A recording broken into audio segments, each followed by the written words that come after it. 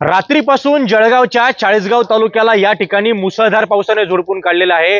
डोंगरी नदीच्या उगम स्थानावर त्या ठिकाणी मुसळधार पाऊस झाला आणि परिणामी आपण बघू शकतो की डोंगरी नदीला या ठिकाणी मोठा पूर आलेला आहे। रात्रीपासूनच हा जो पीर मुसा कादरी बाबा दर्गा परिसर आहे, हा परिसराला या ठिकाणी पूर्णतः पाण्याचा वेढा बसलेला आहे।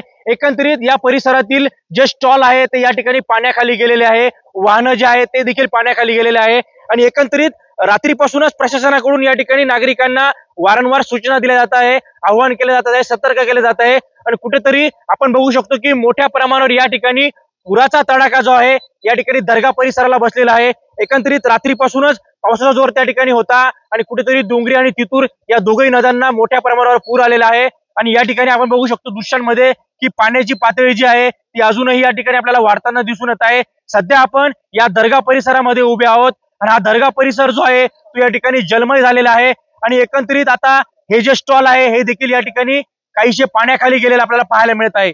खेमचंद कुमार, TV9 मराठी, चाळीसगाव जळगाव।